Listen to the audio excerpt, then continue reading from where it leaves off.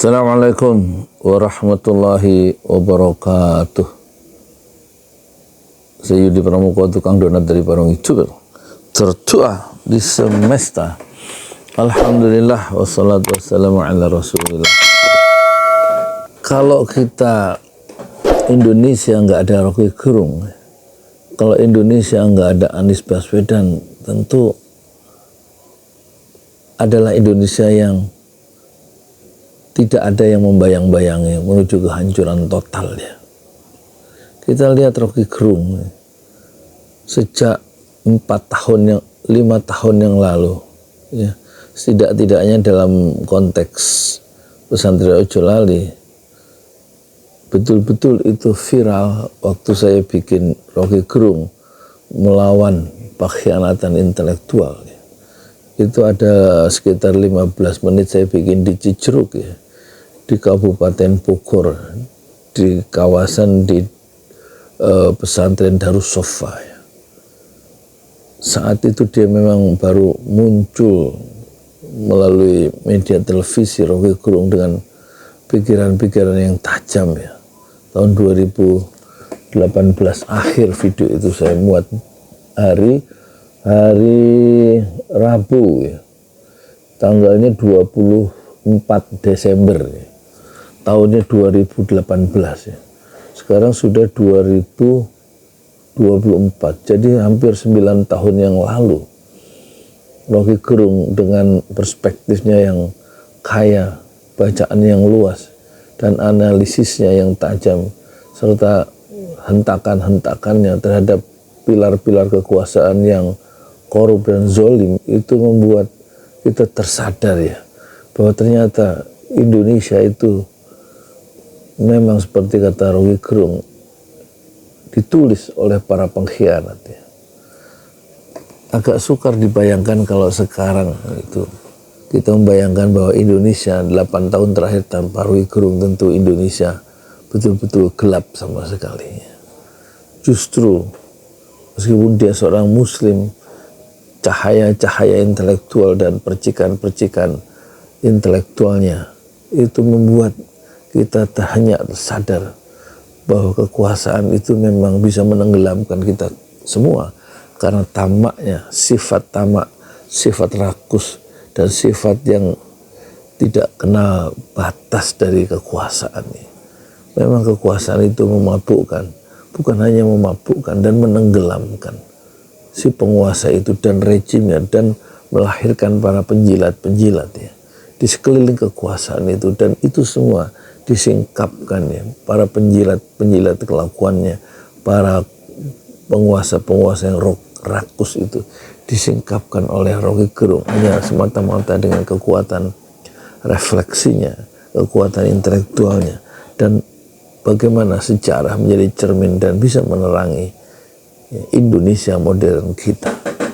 Dan aktivitas intelektualisme dari Rocky Gerung sangat bermanfaat untuk Indonesia, bukan hanya untuk Indonesia, terutama untuk penguasa-penguasa yang tidak ada yang memberikan satu teguran ya,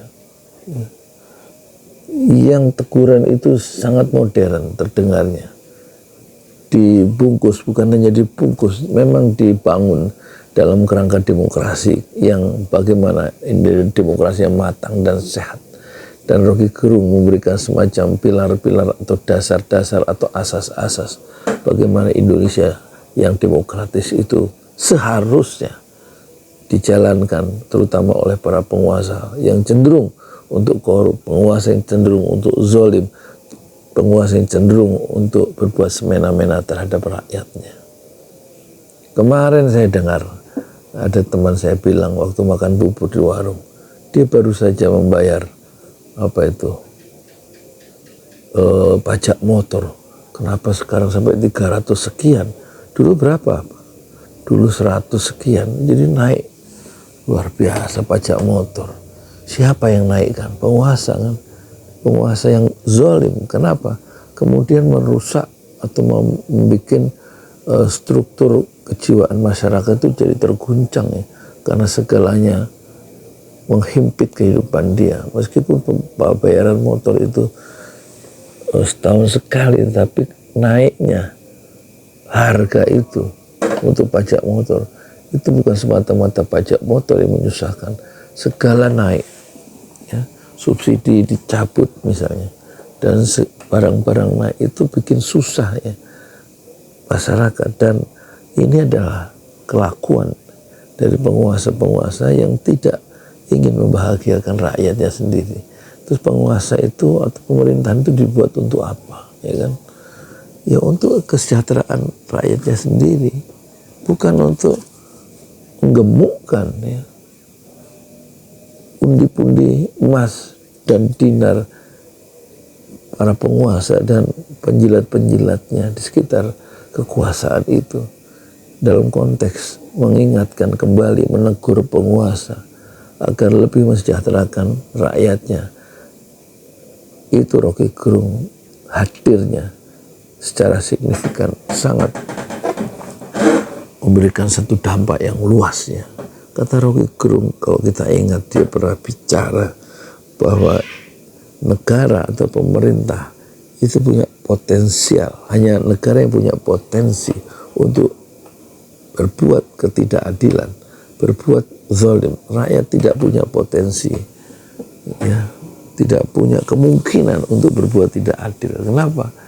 Yang punya kekuasaan itu hanyalah penguasa. Yang berbuat tidak adil kemungkinan besar hanya penguasa, karena dia yang punya kekuasaan, kewenangan yang besar, dan dia yang punya anggaran, dan dia punya infrastruktur dari atas sampai bawah. Jadi potensi untuk berbuat tidak adil itu memang dalam perspektif Roky Gerung memang ya hanya dimiliki oleh penguasa. Oleh karena itu kehadiran Roky Gerung itu betul-betul ditakuti oleh penguasa yang memang tamak dan ingin mengeruk keuntungan yang sebesar-besarnya. Kita lihat menteri-menteri yang sangat mewah, penguasa-penguasa yang sekarang sebentar lagi lengser ya, rejim ini, mereka mendapatkan terlalu banyak, sementara rakyat mendapatkan terlalu sedikit atau tidak mendapatkan apa-apa, hanya mendapatkan BLT. Dan dari segi yang lain ya, kehadiran Roky Gerung itu disambung oleh kehadiran dari Anies Baswedan ketika dia secara kenyataan historis dia membuktikan ternyata kekuasaan kalau diberikan kaki keadilan dan memihak rakyat banyak dan juga membela rakyat yang lemah atau yang dilemahkan oleh struktur, itu betul-betul kekuasaan itu sangat berguna bagi jutaan orang. Anies Baswedan sudah membuktikan waktu dia menjadi gubernur Jakarta, dan kehadiran Anies Baswedan yang sudah mempunyai laboratorium di DKI, dan dia bisa mengeksekusi gagasan-gagasan keadilan untuk semua kelompok yang diperlukan setara, dan kemudian rakyatnya diberikan kebahagiaan, diberikan dana, mahasiswa, lansia, marbot masjid, ya, kemudian rumah-rumah ibadah dari berbagai macam agama. Itu diperlukan dengan keadilan seorang penguasa yang bernama Anies Baswedan. Ini adalah contoh konkret seorang atau keadilan itu dieksekusi dalam ruang-ruang yang nyata dalam sejarah-sejarah politik Indonesia modern. Sementara Roky Gerung menegakkan keadilan pada level pikiran yang membetulkan kembali cara berpikir penguasa dan juga civil society dalam memandang negerinya dan dalam memandang ketamakan-ketamakan para penguasa serta para pengkhianat-pengkhianat di sekitar kekuasaan. Sementara Anies Baswedan mencoba memperlihatkan dengan cara yang genuine, dengan cara yang asolah, dengan cara yang otentik, bagaimana kekuasaan itu didemonstrasikan dan diberikan kaki keadilan, kesetaraan, dan memihak pada orang-orang yang kecil, memihak orang kebanyakan dalam dia membuat sebuah keputusan-keputusan politik. Dan Roky Gerung serta Anies Baswedan itu bagaikan sayap kembar, sayap kanan dan sayap kiri, sehingga burung itu terbang menuju demokrasi yang matang dan sempurna. Tetapi bahaya, badai kadang-kadang bisa menghancurkan sayap-sayap, terutama pikiran-pikiran kritis dari Rocky Gerung dan Anies Baswedan. Kita baru tahu ternyata, ya, Anies Baswedan mengatakan kalau yang kalah pemilu itu seharusnya menjadi oposisi dan memberikan kesempatan yang fair kepada pemenang pemilu, tetapi ketamakan, kekuasaan dan hubud dunia selalu ingin mengikuti alunan gelombang hedonisme dan alunan hidup yang penuh dengan flexing. Itu membuat terjadi koalisi besar di dalam pemerintahan yang baru, dan itu berarti ruang-ruang oposisi, ruang-ruang bersikap kritis akhirnya tidak bisa dimainkan oleh partai-partai politik yang kalah, yang seharusnya dia menjadi oposisi. Dan ini, dalam konteks ini, maka kehadiran Anies Baswedan dan Rocky Gerung sebagai bagian dari civil society yang kritis, yang ingin, ya, selalu menegur penguasa dan membela rakyatnya sendiri yang dilemahkan secara struktural, membela rakyat kebanyakan. Kehadiran keduanya betul-betul seperti cahaya dalam kegelapan malam. Cukuplah Rocky Gerung dan Anies Baswedan menjadi bintang di langit zaman, dan cukuplah rejim-rejim yang membawa cahaya kegelapan itu tenggelam bersama-sama dalam ketamakan dan dalam lautan pengkhianatan terhadap bangsanya sendiri. Saya Yudi Pramuko, tukang donat dari Panung YouTuber, tertua di semesta Fasbir Sabar Jamilah. Bersabarlah dengan kesabaran yang indah. Assalamualaikum warahmatullahi wabarakatuh. Assalamualaikum warahmatullahi wabarakatuh.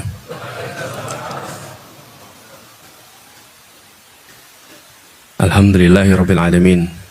Wassalatu wassalamu ala asyrafil anbiya'il mursalin sayyidina wa habibina wa maulana Muhammadin wa ala alihi wa ashabihi ajmain.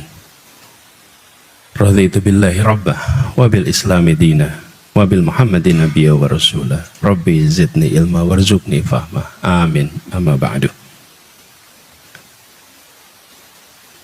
Bapak-bapak, ibu, jamaah salat zuhur di Masjid Ukhuwah Islamiyah Al-Azhar rahimakumullah, wabil khusus Bapak Haji Azhar Kombo, juga bersama kita Ketua Takmir Bapak Muhammad Taufik Zamrawi, Ketua Yayasan Bapak Mas Rifan Jamil, Bapak Hasan Toha, dan seluruh jamaah saja yang tidak tersebut nama satu persatu. Pertama, saya menyampaikan rasa syukur, alhamdulillah akhirnya bisa bersujud di masjid ini. Dengar ceritanya sudah, tapi baru sampai siang hari ini bisa sujud sama-sama. Lalu dapat kejutan, suruh memberikan kultum. Saya jadi ingat, beberapa waktu yang lalu saya diundang suatu tempat memberikan kultum. Saya tanya, jadi kultumnya apa? Jadi di sini Pak, kultum itu bukan kuliah 7 menit Pak. Kultum itu kuliah terserah antum. Jadi rumus itu saya pakai di sini boleh ya? Boleh kan? Jadi kuliah terserah antum. Mau 7 menit, 8 menit, 9 menit, boleh gitu. Nah, di sini masjidnya Masjid Ukhuwah Islamiyah. Sudah jelas pesannya. Dan saya rasa pesan itu sudah sering digaungkan. Jadi mungkin kalau saya nambahi itu nguyai Bayu Segoro Pak itu. Karena ini sudah terus-menerus kita bicara tentang ukhuwah di Masjid Ukhuwah Islamiyah Al-Azhar. Nah, tapi dalam kesempatan ini saya ingin tambahkan sedikit aja lah terkait soal ini. Kita semua yang pernah menjalankan ibadah umroh atau haji atau tinggal di negeri asing untuk kuliah atau bekerja, pasti sering menemukan perbedaan-perbedaan di antara umat Islam. Kalau di sini di masjid hampir pasti tidak ketemu bedanya. Syafi'i semua di sini. Tapi kalau sudah sampai di Mekah akan ketemu Syafi'i, Hanafi, Maliki, bahkan pondok terkenal di sana Al-Maliki, betul ya? Kemudian semua kita akan ketemu dengan berbagai mazhab. Nah, ini pengalaman saya. Satu ketika saya sedang duduk di masjid, lalu bersama dengan seorang teman sahabat saya dari Turki. Tidak lama datang satu orang, sholat. Pas lagi sholat, selesai sholat, teman saya ini bilang, Anis, ini orang ini Hanafi, katanya. Oh ya, gimana ceritanya? Dia tunjukkan cirinya, ini soalnya orang Hanafi ini. Oh ya. Nah itu mengingatkan saya kemudian satu pesan. Kenapa kita ini kalau berjumpa dengan sesama umat, kita cari bedanya? Kenapa kita ini kalau ketemu sesuatu, kita cari bedanya apa ya saya sama dia itu? Saya ketemu dengan seseorang, ini NU ini, oke. NU. Ah, ini Al-Wasliyah ini kira-kira. Ini Muhammadiyah ini. Oke. Ini kira-kira Dewan Dakwah ini gitu. Lalu lihat celana agak pendek, ini Salafi ini kira-kira. Oke. Lah, kita ini paling senang seakan-akan mencari bedanya. Saya kalau ingin sampaikan pesan rumus sederhana, carilah persamaannya, kurangi mencari perbedaannya. Nah ini sederhana sekali, tapi kita dalam keseharian kita itu mencari bedanya. Dulu memang kopiah itu ada yang putih, ada yang hitam, Pak. Kenapa ada putih dan hitam, Mbak? Ada yang tahu kan putih hitam ini? Kopiah putih itu siapa yang pakai? Pulang haji. Kalau belum haji, rasa gaya mas, pakai putih gitu. Yang sudah berangkat haji, betul ya? Sebenarnya gini, sudah sampai tanah suci pulang pakai kopiah putih. Yang belum pakai kopiah putih belum sampai tanah suci. Nah tapi beberapa tahun terakhir ini terjadi kemudahan sampai ke tanah suci, sehingga sekarang ini yang bisa pakai kopiah putih itu banyak sekali. Kopiah putih tidak lagi menjadi pembeda. Nah saya ingin sampaikan kepada semua pesan sederhana, cari samanya, jangan cari bedanya. Tapi ada satu hal, ini pertama. Yang kedua saya ingin sampaikan, kita ini adalah umat terbaik, umat Islam ini. Kita ini umat terbaik. Kuntum khairul ummatin ukhrijat linnas ta'muruna bil ma'ruf wa tanhauna 'anil munkar wa tu'minuna billah. Kita sadar, tapi umat terbaik itu bukan sebagai privilege. Umat terbaik itu sebagai tanggung jawab. Tanggung jawab. Apa bedanya? Kalau privilege itu untuk dinikmati, kalau tanggung jawab itu untuk ditunaikan. Jadi kita punya tanggung jawab menunaikan. Nah, kalau kita tengok umat kita, sering sekali umat itu berhasil atau gagal bukan karena mampu atau tidak mampu, tapi karena baca perubahan atau tidak baca perubahan. Jadi pesan kedua, karena kan kultum ini, dibatasi waktunya gitu. Kalau enggak kan nanti gelandrah mana-mana ini. Jadi kedua adalah tentang membaca perubahan. Kalau kita membaca perubahan dengan cepat dan mau melakukan antisipasi, insya Allah kita berhasil. Dan sejarah umat Islam sudah menunjukkan, yang membaca tanda-tanda perubahan zaman, mengikuti perubahan zaman, mengantisipasi, maka dia menjadi pemenang di zamannya. Nah saya ingin masuk soal ini pendidikan, Pak. Kenapa? Masjid ini, itu kalau kita lihat, gedungnya bagus, arsiteknya bagus, rancangannya bagus. Ini pakai ilmu tidak Bapak Ibu? Pakai ilmu. Ada ilmu arsitek, ada ilmu sipil, ada ilmu, semua ini macam-macam ilmu ada di sini. Sampai jadi gedung seperti ini. Nah kita sering melewatkan bahwa untuk membangun umat, apalagi umat yang bersatu, diperlukan namanya pendidikan. Ini kunci sekali. Nah tetapi pendidikan itu sudah mengalami perubahan luar biasa. Anak-anak kita itu, anak-anak abad 21 hari ini, gurunya, guru-guru abad 20. Sekolahnya, cara menata kelasnya abad 19. Betul Mas Jalan? Bayangkan, jadi kalau sampean panjenengan datang ke sekolah, nanti ketemu 3 abad di satu tempat itu. Anak abad 21, guru abad 20, ruang kelas 19. Coba panjenengan lihat ya. Panjenengan lihat foto kelas tahun 1800 sama persis seperti sekarang. Ruang kelas 1700 sama seperti sekarang. Percaya saya. Betul nggak saya? Nah kita lihat sekolah-sekolah Islam semua. Sekolah-sekolah Islam apa yang terjadi? Itu terjadinya. Sudah saatnya semua masuk ke abad 20. Nah, masjid ini saja sudah. Saya diberi instruksi memberikan kultum. Pendengarnya siapa? Yang di masjid ini dan yang di video ini loh. Ini kan abad 21 ini. Betul ya? Saya boleh bilang halo semuanya. Itu abad 21 nonton. Sama yang pegang-pegang HP live streaming ini semua. Kita masuk di abad 21. Ini satu pesan sederhana. Bila kita tidak baca perubahan zaman dari aspek metode, maka kita akan ketinggalan. Ilmu mengenai perubahan itu banyak. Jadi saya usul pada jamaah di sini, khususnya di Semarang, yang saya dengar jamaah Masjid Ukhuwah Islamiyah ini dari semua unsur sama, semua unsur setara. Jadi unsur apapun baca perubahan zaman ini. Betul-betul kita harus siap untuk berada di 21. Dan ini terasa sekali. Saat ini para guru ngaji itu mengalami kompetisi yang amat ketat dari sisi kualitas. Karena mendengarkan guru ngaji di kampung, habis itu yang mendengarkan buka YouTube membandingkan yang guru ngaji di kampung dengan YouTube yang terkenal. Betul tidak, Ustaz? Betul ya?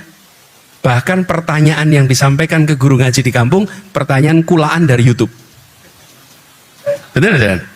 Nah ini aspek sederhana yang harus jadi perhatian bagi kita semua. Karena perubahan ini tidak akan mungkin bisa terjadi untuk kita mengejar ketertinggalan kecuali kita sendiri menengok. Nah untuk itu bagaimana? Saya usul pada kita semua di sini. Saya usul untuk kita tengok perkembangan dunia dan memperhatikan perkembangan dunia.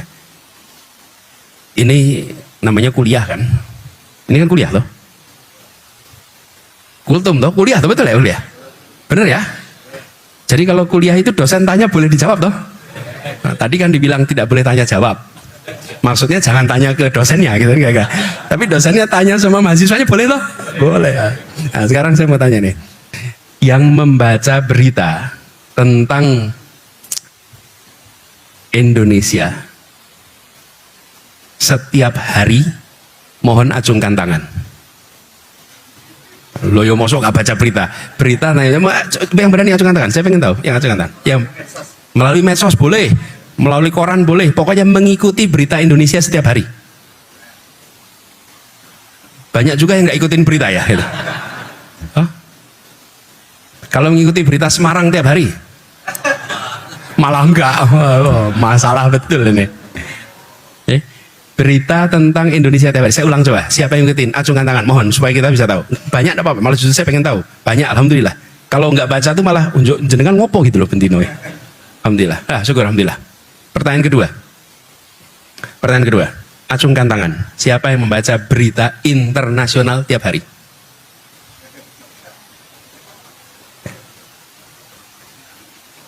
Siapa di antara itu yang baca berita internasional di luar Palestina setiap hari? Kalau Palestina semuanya baca. Di luar soal Palestina tiap hari. 2, 3, 4. Ini salah satu persoalan yang kita hadapi. Kita bukan tidak mampu, tapi kita tidak membaca apa yang sedang terjadi di luar begitu cepat. Bulan depan adalah haji. Bulan depan haji. Dan dahulu orang-orang yang pulang dari haji sering ditakuti di negerinya masing-masing. Kenapa? Karena haji adalah pertemuan global pertama umat manusia. Dari semua duduk sampai di Mina. Sampai di Mina diskusi, tukar pikiran dari mana-mana. Dan sebelum sampai haji, di Mekah semua berkumpul dari mana? Tukar pikiran. Yang punya gagasan ini dari Indonesia, ketemu dari Maghribi, ketemu dari Mongolia, ketemu dari Turki. Tukar pikiran. Forum global pertama dunia itu namanya haji. Karena itulah orang-orang pulang haji itu tercerahkan. Tercerahkan, mengapa? Karena dia lihat dunia. Ketika kembali ke kampungnya masing-masing, dia membawa pikiran-pikiran tentang perubahan, pikiran-pikiran tentang kemajuan, pikiran-pikiran tentang apa yang terjadi di luar sana. Karena waktu itu belum ada ini. Belum itu ada. Dan haji itu kemudian ya diberi titel, ya diawasi. Kalau di Indonesia, pulang haji diawasi Belanda. Ya, karena ini membawa ide kemerdekaan pasti. Karena itu membawa ide perjuangan pasti. Sudah berangkatnya perlu modal, pulang bawa gagasan, modal gagasan. Nah, itu mengerikan, Pak. Sekarang kita punya alat ini, tidak perlu itu saja. Malah bahkan sekarang haji kita itu yang Indonesia kumpul sama Indonesia, yang Malaysia sama Malaysia, yang Thailand sama Thailand, yang Turki sama Turki, betul ya? Kalau dulu bergabung dan bahasa pemersatunya bahasa Arab. Nah, sekarang saya usul antisipasi perubahan. Baca, lihat apa yang sedang terjadi. Karena kita tidak bisa mengubah nasib kita. Tidak bisa kita mengubah nasib kita dengan menunggu harapan yang lain. Harus kita sendiri yang mengikhtiarkannya. Jadi pesan keduanya adalah tentang membaca perubahan. Kalau itu dikerjakan, insya Allah kita naiknya sama-sama. Kalau tidak, maka yang baca perubahan naik lebih cepat. Yang tidak baca perubahan tertinggal. Lalu yang tertinggal dan yang tercepat sulit dipersatukan. Kalau bapak-bapak, ibu bisa menunjukkan kepada saya contoh persatuan dalam ketimpangan. Saya pengen nonton Bapak Ibu. Persatuan dalam ketimpangan, kalau ada. Tidak ada. Persatuan selalu ditopang dengan rasa keadilan. Kan keadilan itu dapat lewat kesetaraan. Nah, kesetaraan dapat lewat kemajuan yang bersama-sama. Jadi ini yang kita harus ikhtiarkan sama-sama. Semoga apa yang selama ini menjadi ikhtiar di Masjid Ukhuwah Islamiyah ini akan dimudahkan pencapaiannya. Dan semoga yang memberikan wakaf tempat ini akan dilipat gandakan pahalanya, dilipat gandakan rizkinya, dan seluruh yang terlibat akan tercatat memiliki sumur pahala yang alirannya tidak pernah berhenti. A'udzubillahi minasyaitonirrajim. Bismillahirrahmanirrahim. Allahumma sholli wa sallim wa barik ala sayyidina Muhammad wa ala alihi wa ashabihi ajmain. Rabbana la tuzigh qulubana ba'da idh hadaitana wa hab lana min ladunka rahmah innaka antal wahhab. Rabbana hab lana min azwajina wa dzurriyyatina qurrata a'yun waj'alna lil muttaqina imamah waj'alna lil muttaqina imamah waj'alna lil muttaqina imamah. Rabbana la tu'akhidna in nasina aw akhtana. Rabbana wa la tahmil alaina isran kama hamaltahu 'alal ladzina min qablina. Rabbana wa la tuhammilna ma la taqata lana bih wa'fu anna waghfir lana warhamna anta maulana fangsurna 'alal qaumil kafirin fangsurna 'alal munafiqin fangsurna 'alal zalimin. Rabbana atina fid dunya hasanah wa fil akhirati hasanah wa qina adzabannar. Subhana rabbika rabbil izzati amma yasifun wa salamun alal mursalin walhamdulillahi rabbil alamin. Assalamualaikum warahmatullahi wabarakatuh.